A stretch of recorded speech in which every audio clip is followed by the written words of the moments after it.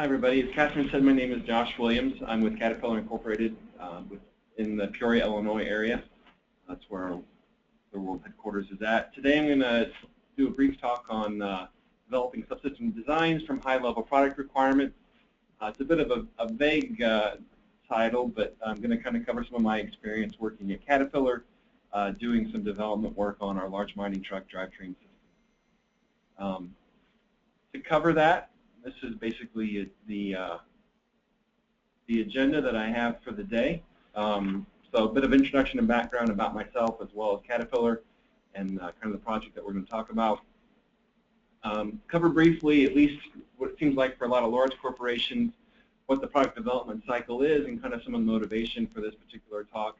And then we'll look at a specific case, like I said, our electric drive large mining trucks. In particular, it's our 795 model.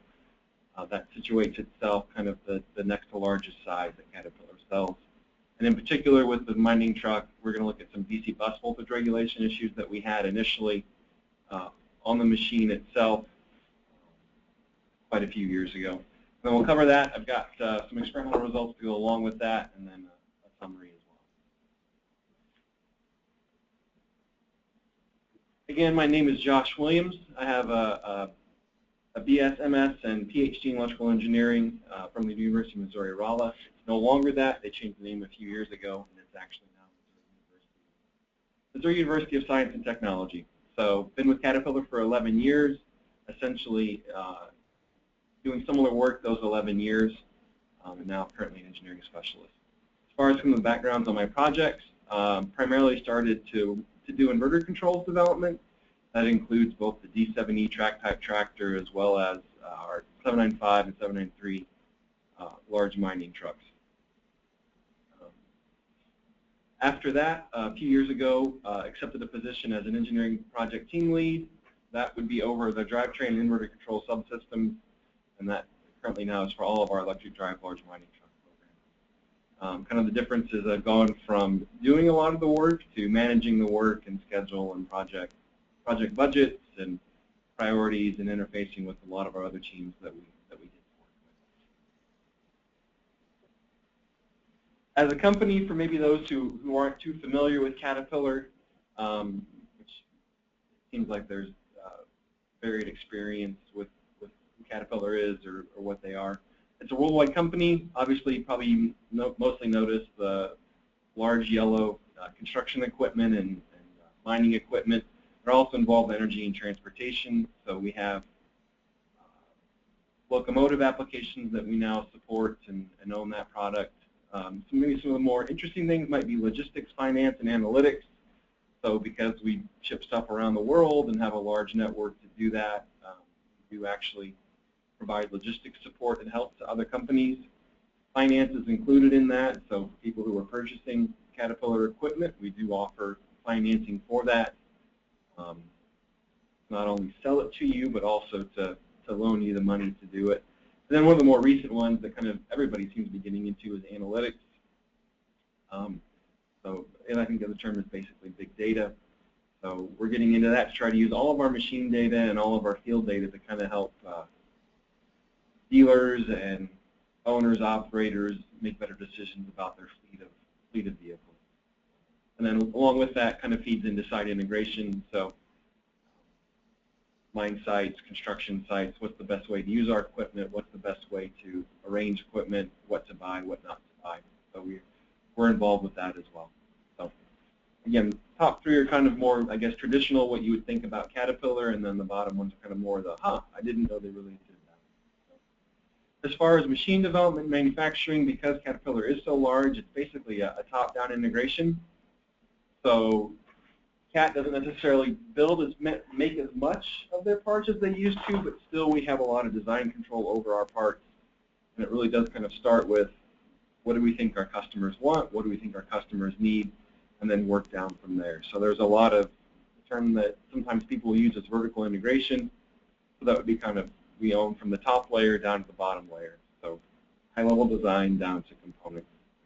And for us to kind of do machine development or other product development, we use what we call a new product introduction process. I think The idea is not specific to Caterpillar. Every company has to have, whether it's large or small, some kind of product introduction process. We refer to as NPI process, so if you hear me use that acronym, that's what I mean. But everybody has some process, whether it's loose and not a lot of rigor to it or incredibly rigid. Everybody has to. As far as product families, this is kind of a smattering of what Caterpillar has. As I mentioned, yellow equipment is probably what you most typically associate with Caterpillar. There's mining equipment, construction equipment, quarry equipment. Some more interesting things that are, as I mentioned, are maybe a bit more out of bounds. In the upper right, you can see there's some of our locomotive product that we now own with the purchase of electromotive diesel. Pipe layers, which is just an adaptation of a track-type tractor. Well rigs and drill rigs for the oil field industry. You kind of see this up in the upper left-hand corner. Engines and transmissions for buses and I guess what commercial trucks. And then with our Bucyrus acquisition, we get into some of the much larger mining equipment. So you've got here, this is a hydraulic shovel or a front shovel, depending upon who you're talking to. This is a drag line down here that's used in large mines, typically coal mines, to remove overburden. There's nothing listed here, but we do have some underground mining product as well with that acquisition of Bucyrus. And then there is some ag equipment. It's a pretty wide variety. Makes for a lot of opportunity to work on some pretty interesting things. As I mentioned before, at Caterpillar, I've kind of worked on always in the electric drive area, which is what we call it. But two products in particular. One initially started working on the D70 track-type tractor, basically a bulldozer. D70 is kind of in the mid-range of our sizes for Caterpillar. It's not necessarily one of our higher volume products yet, but it is a popular product. In it, you've basically got a Cat C93 or 9.3 engine. It's a Tier 4 engine, actually, so we do have to, even with construction equipment and mining equipment, we do have to meet emissions requirements. Yeah, that gets rolled out differently depending upon the size, but the D70 tractor is Tier 4 compliant in the United States. 240 horsepower net engine power, about 58,000 pounds worth of overall weight. And the drivetrain itself is basically centered around a 480 volt bus, or a 480 volt, base drivetrain system. Got a picture down here kind of the drivetrain itself, including the engine. So here's the engine. The two cylinders on top of the engine are related to the Tier 4 emission system. Generator on the back side of the engine. Then you can see the high voltage cabling down to what amounts to the propulsion motors that are in a gearbox, and then there's gear reduction to finally get out to the tracks. So what you see here in these two large round cylinders is what actually you see here in the rear of the tractor. What's not in this picture is the inverter itself, so we do have an IGBT-based inverter for both connect to this generator as well as to our traction. Now what I spend most of my time on are the large mining trucks. This here is kind of some specs if you were to go out to go to a dealer to purchase one. This is what you would see as specs, basically. So I've got a picture here. The one down here is our 795, as I mentioned. This is at our proving ground out in Tucson, Arizona, which is where most of our large stuff is we do testing work with. Similarly, up above it is actually at a customer site. This would be in Australia. Mine sites often add a lot of other things onto our equipment after they get it for visibility, for safety. They kind of have their own set of requirements. One thing that you'll notice in this is actually the ladder. It's in front of the radiator. Australia, or a lot of customers actually typically will reorient the ladder that the operator walks up to get to the cab. Output here is our retarding grid. As far as some specs, C175-16 Caterpillar engine. These large horsepowers are actually the ones we're working on making Tier 4 now, so this is a Tier 2 compliant engine for the United States. Almost 3,200 horsepower for the net engine power. That represents about in terms of megawatts, about 2.4 megawatts out to the wheels. 345-ton payload, as I mentioned before, it's the next to largest size that we sell. 797 is the largest, which is another 50 tons at 400 tons. 1.25 million pounds with this payload in it, 40-mile-an-hour top speed. Our retarding system, so some of our dynamic braking is actually about 2x the propel power. So this grid is able to absorb about 4.8 megawatts worth of power. And then on top of that electric braking that occurs in the rear, we actually have with this truck oil-cooled four-corner brakes. So we actually have additional mechanical braking with quite a bit of braking capacity on both the rear wheels and the front wheels, which makes for a pretty stable machine. I mentioned the oil-cooled four-corner brakes because most competitors do not have that. So it's a really good braking system.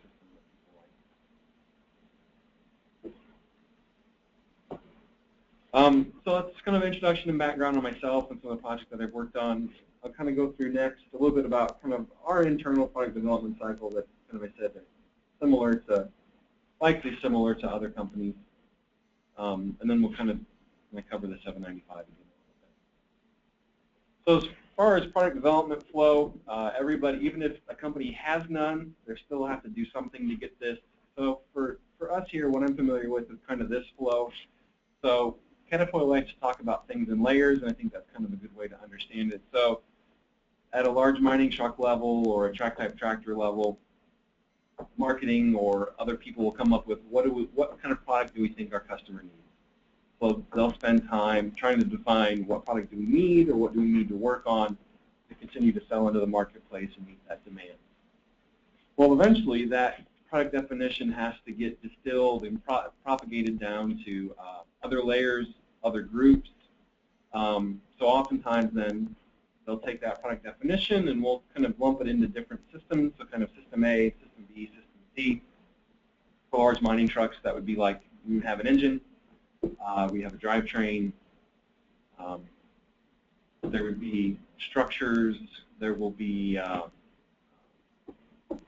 hydraulics, steering, those kinds of systems that all now have to get pulled together to meet this high-level requirement. Well, even in that system, they'll still continue to break things out further into subsystems, and then after subsystems down into basically individual components. So from kind of a qualitative specification, shall we say, or qualitative requirements, we try to distill that down into what amount to quantitative requirements. And sometimes that's where the difficulty can get in, can arise.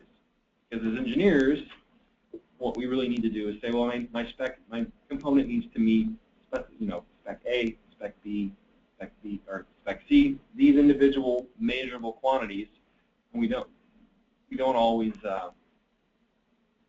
take a good guess at what those measurable quantities need to be to meet this upper level spec, but we don't always get it right. So as I mentioned, qualitative functions are developed into quantitative hardware requirements, so things like cost, weight, volume, temperature, power. So kind of what we think we need, what components and systems should we spec out to meet that. In those decisions, hopefully the constraints are not mutually exclusive. You can obviously, if you think about it like an optimization problem or trying to solve a solution to a set of equations, you hope that your constraints do not prevent you finding an adequate solution. Knowing how to design and spec things out can be difficult without prior application experience. So if you don't have a history, if you're trying to introduce something new and you don't have a lot of history with it at your company, or even you as an engineer, sometimes you can design yourself into a corner, or you can pick components that I think are correct, but it turns out they don't actually help me meet my performance requirements or my cost requirements or my weight requirements.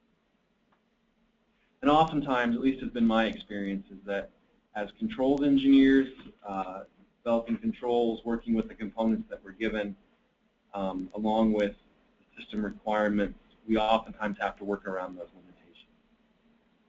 limitations. So it may be that a component wasn't spec'd out right, or there's a lower cost solution available that they ask you to make work. So oftentimes, controls and software guys have to work around that.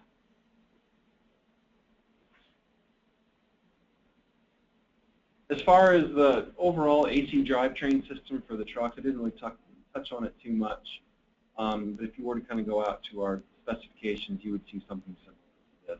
So this is a top-down look at our large mining truck without the body. Operator cab is over here. The engine sits down in here. As I mentioned, it's C17516. Our inverter cabinet, which basically houses all of our power electronics, sits here up on top of the deck. So it's above the engine, next to the cab. Radial grid, as I mentioned, this is it's really just a giant toaster, but we use it in dynamic braking to absorb our retarding energy. Also, it has for cooling, it has a fan on the inlet side to push air out while we're using it as a braking mechanism. Within this inverter cabinet, you can see a bit of a picture over here. So up above is where our actual embedded controllers sit. So we make our own embedded controls and develop software to go on that. So they sit up here. There's two controllers for the two inverters that sit here. There's an inverter for each traction motor here in the rear. This also houses a rectifier that couples with our generator. Generator is just a wound rotor synchronous machine, so it's similar to what you would see like in backup generator sets for hospitals or industrial plants. So it's not a well-known technology. It's not a particularly cutting-edge technology, but it does get the job done, and the cost and weight that we need.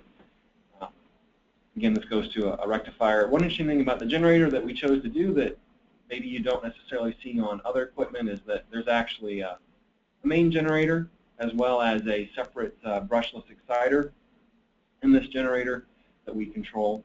And I mentioned this because we're going to touch on it here in a little bit. But that exciter stage adds a little bit of delay and a little bit of extra response that we have to account for. However, we use it because it eliminates slip rings and slip connections in this main generator. Those slip rings represent a maintenance issue. Has to be checked, has to be replaced, they can fail. Failure of those things would bring down the truck. So we've included a brushless exciter with this machine to try to avoid some of that maintenance headache as well as improve reliability and availability for customers. As I mentioned, wheel motors are out here. One thing you don't call out here, but there is a gear reduction, a large set of final drives that step down motor speed and step up motor torque out to these rear wheels. And then there's a drive shaft that connects the engine back here to the generator. And this is actually a remote mount generator, so it was picked for ease of accessibility and maintenance and such. So this is our drivetrain system. As I mentioned, we've kind of tried to pick things to provide, I guess, a competitive edge or marketing edge over the Komatsus of the world and the Liebherrs and the Hitachis with our system. But with that system, we ran into some difficulties with it, and that's kind of what I'm going to cover here today. So as far as kind of what they would, as I mentioned, kind of the qualitative requirements versus, well, how do I translate that to quantitative things? So for us, we kind of get our drivetrain controls requirements really are make it move. We try to get some specs on that. So for example, our targets are we'd like to try to feel motion in the cab, or the operator would like to feel motion within 2 seconds of depressing a throttle pedal in the cab. With weight and on grade, we would like to see hopefully about 1 tire rotation in 9 seconds. Smooth operation from erratic operator inputs. So these are kind of the high-level specs. Well, what we actually do, in our controls is, well, we regulate DC bus voltage. We create accurate motor torque. We need to be fault tolerant or avoid faults. We need to regulate speed. We need to control power flow for the engine. We need to monitor the status of our hardware and any diagnostics or faults in the system or other events. And so sometimes, as I mentioned, kind of going from here down to here, there can be some gaps. As an example of that, one thing that we've spent quite a bit of time working on because it is so critical of the system is voltage regulation. And so this would basically be DC bus voltage regulation. How it works in the system is the generator provides a voltage that we control. That voltage goes through a rectifier out to a DC bus. That DC bus is then chopped up to the traction motors via 2 inverters. And so this is kind of what you see here, kind of those 3 pieces. So here's our DC bus voltage. Torque command is high because torque command is high due to a hill start condition. This is one of our more difficult conditions to survive because there's a lot of very quick increase in speed, which is a quick increase in power. Our voltage control needs to be responsive to that. So again, torque command is high. DC link voltage here. Our exciter current command, it's just an acronym for our exciter, but our exciter current command we're trying to achieve, we're pretty aggressive with it, especially as the DC voltage starts to roll itself off. What actually occurs is that this voltage drops too low during this transient condition, and then we have the truck basically faults out. So this was kind of our, again, quite a few years ago, we spent a lot of time working on this. So this was kind of the situation that we were working on to try to prevent from happening. Because operators in our mines do hill starts all the time, loaded, and this has to be a successful operation. So this here kind of was a situation where we had to figure out, well, what do we do from the control standpoint? We have these hardware components that we have to live with in general. But what is it that is really, we need to get this responsive control to meet our customer needs and our truck needs, but still kind of work within the bounds of our components. So as I mentioned, kind of what we needed to do, improve our performance. So we knew that we could basically, within our controls, improve our controller itself. So improve voltage regulation with increase in regulator gains. We need a faster response. We also saw here that our current command can go higher than this, so we knew that we weren't commanding the full output of our exciter, so we weren't getting putting the full force of it behind it, so we knew we had to do some work there. System delays limit gain increase. So for any of the controls engineers out there, loop time, delays in your plants, all basically start to add into how fast or how much bandwidth you can get out of your overall closed-loop control system. For us, obviously, you have to have an appropriate amount of phase margin for stability and robustness, so we have to build some of that in as well, because just because it works on truck A, there are tolerances in our components and such. We have to make sure that even if there is some variation from truck to truck or component to component, that our control system will be stable even with that variability. To try to start to look at in our system as controls guys, it's like, well, we can look at frequency response. So we can look at, one, to identify the system, to kind of look at our individual pieces in this drivetrain system, as well as to overall measure the feedback or the closed loop control response. Our target that we developed was essentially we felt like that our motor torque response was in the 10 to 15 hertz range, so we thought that if we could, as a target at least to work towards, we could try to get a response that was close to, a closed loop response in our voltage regulation that was close to this, we felt like we should be in pretty good shape. Kind of a bit of an architecture viewpoint. I mentioned that we develop our own controllers. Because it's a top-down approach, we're able to arrange our architecture for our controls and how we put different features in different ECMs. There's about a dozen ECMs on large mining trucks, which is quite a bit, but really the ones that I have responsibility over are what we would call our inverter control over here, as well as our drivetrain control here. So our initial system was set up. This inverter control ECM could monitor our voltage and currents. It had that functionality. We didn't have that functionality within this hardware control. We would broadcast over a CAN data link that at a 10 millisecond rate that that voltage measurement for the voltage regulation routine here. What we then do is pass at a 500 hertz rate of PWM command down to our exciter current command, and then it tries to regulate to that current. Goes through what would be basically our generator. So again, as I mentioned, it's basically a two-stage generator. So there's the exciter itself, a brushless exciter, that then provides voltage to that main generator, produces DC voltage to the rectifier, and we go back here through our sensor into this A4P1. That's our initial control architecture. So we even looked at this to kind of figure out a way for us to make it more responsive by squeezing out some of the delay. As far as a bit of a system block diagram, as far as how voltage regulation works, we have desired voltage target that's generated by operator input, drivetrain system requirements, machine speed, engine power, those kinds of things. It goes through just a simple PI control that then generates an exciter current command. That exciter current command goes to our exciter current regulator, which produces that current. As I mentioned, we've got two synchronous machines, so it goes through the exciter. There is induces an AC voltage. There's a rectifier essentially here that then produces a main field voltage for the main alternator. And that produces a DC voltage eventually. And then that gets fed back to our control, and then we take action on that. So for us, we knew that this piece was set and this piece was set. Unless we could show that there were significant deficiencies in it, we were going to have to work around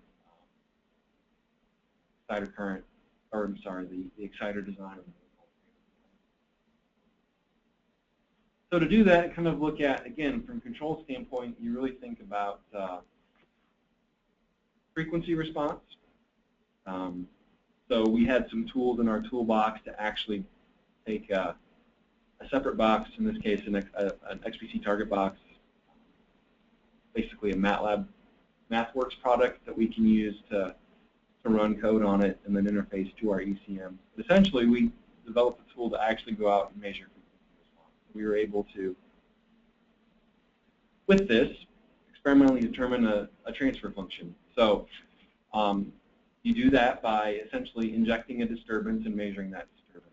So for a transfer function or a frequency response, you would actually inject a sine wave, or a sinusoid.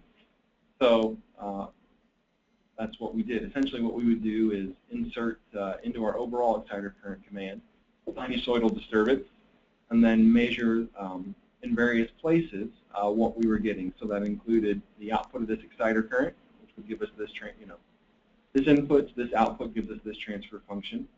We also had accessible to us VFD, which would be between the exciter and alternator, and then also we had VDC. So we could basically get an overall frequency response in the closed-loop system. We could also get the individual stages in here to kind of look at the delays and what it was providing. Exciter response, we did it at a couple different voltages and a couple different load points. So law and order synchronous machines, their response is operating point dependent. So we looked at a couple different operating points.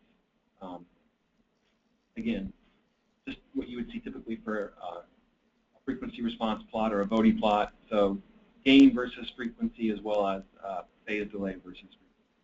So exciter response is pretty flat compared to the alternator, so this really looks more like a gain stage than anything else. It does add in a bit of phase delay, but not too much.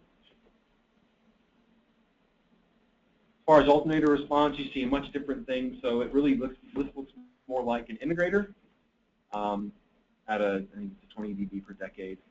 But you can see kind of how we go from basically what amounts to basically low frequency up to about 10 hertz. So we did a somewhat narrow range on the response. But this is really of our system, this is really our sluggish response. So we knew that we would have to overcome this. And again, there's not a lot of difference between the response versus, a high saturation versus low saturation. We wanted to document. And then together, you can do a couple things. Either you can just take these two plots and either multiply them together for the gain and add them to the phase, or what we did is basically you can do an additional calculation and measure data. And this is kind of overall what it would look like for our plant for the wound motor signatures. And you can kind of see that in general, at least out here, the response is dominated by the alternator, but the exciter does help to flatten it out. Again, it's a summary of what I just talked about. Alternator and exciter responses were a fixed quantity since components wouldn't be changing, so that was kind of a box that we put ourselves in. But we did have flexibility on some other designs, so that's kind of what we started digging into. So again, control architecture as well as this exciter current. So this is our what we would call our AEFR or exciter current regulator. We did some tests basically with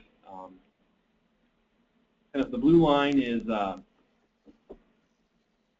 unit that we started with, and then we had some prototype hardware that we could run both at 24 volts as well as a higher voltage to kind of push this current higher because we felt like we needed a faster response. We were trying to get that exciter current to be regulated as quickly as possible.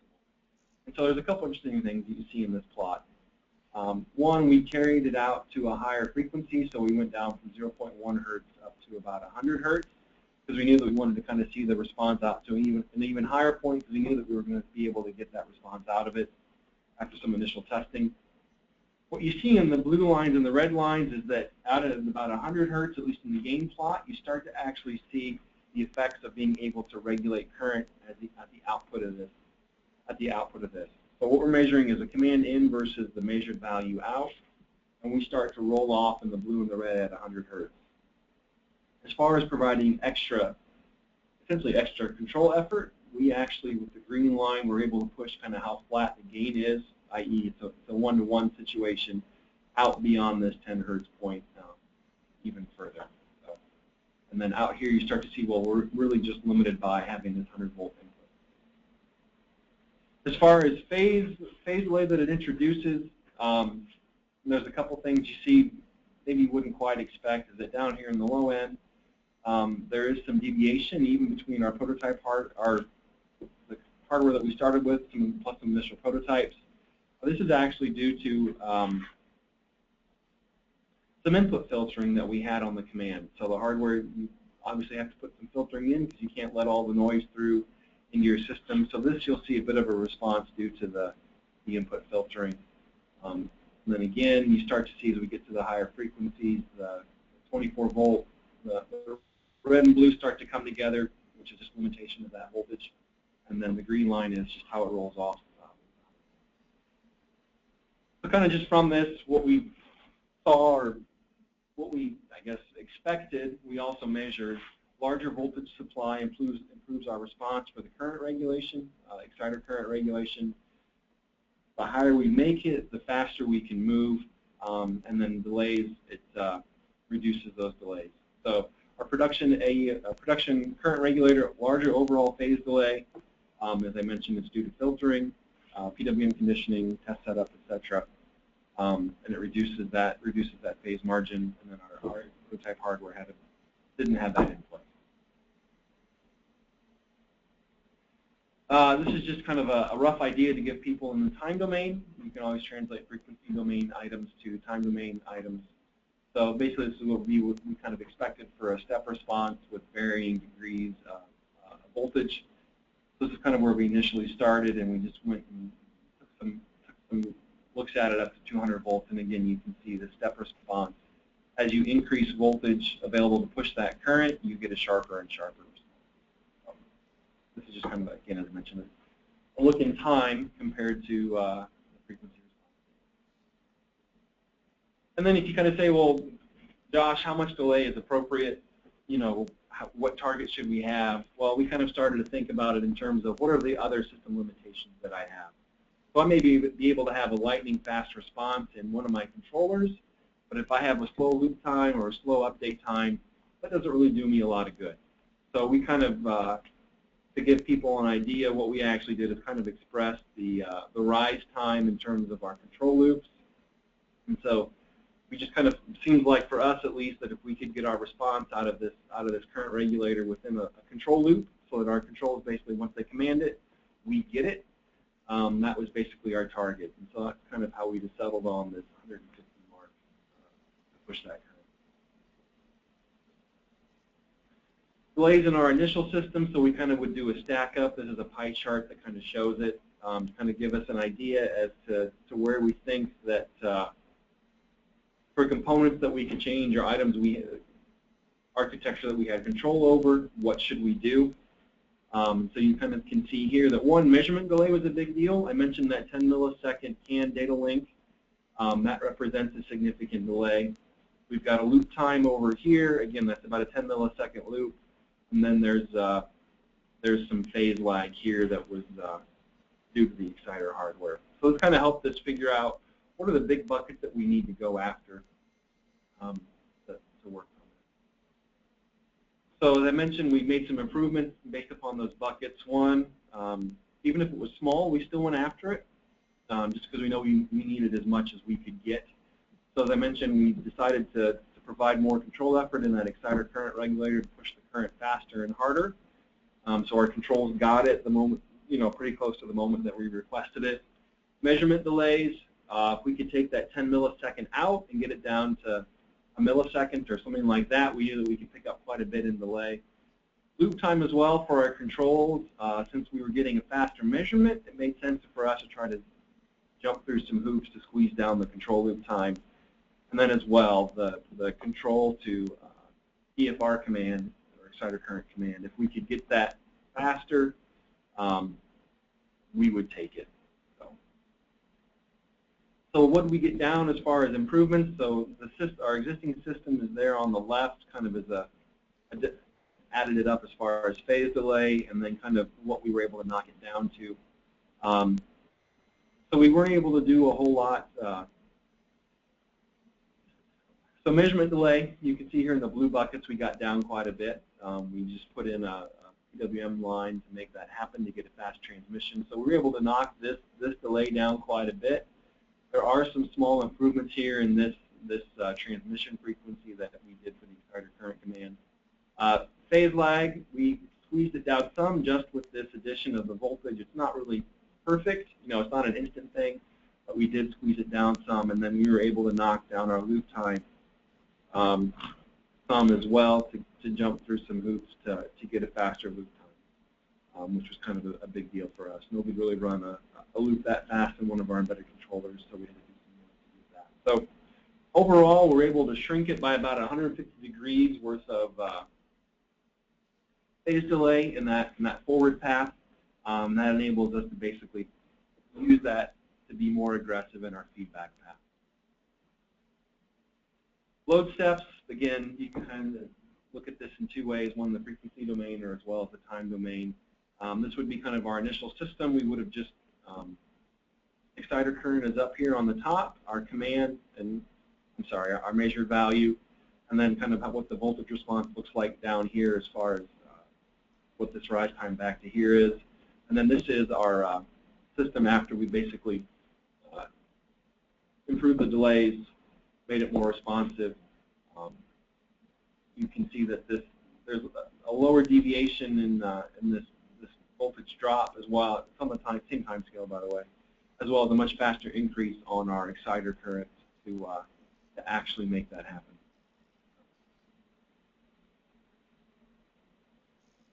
And here it is at basically our maximum voltage. So here you can see there's this is our prototype hardware at the same voltage, so we had a back-to-back comparison. And then this is the improved overall. You see a much higher overshoot on our exciter current command, so we're now being very aggressive as far as what we command to overcome this initial drop, as well as it's a much steeper rise on that, and it settles out here eventually. So again, we thought with the frequency response data we could show a more aggressive response in the time domain. That's kind of my talk. as far as summary, kind of just go over what we covered. It was quite a bit of material in a short period of time.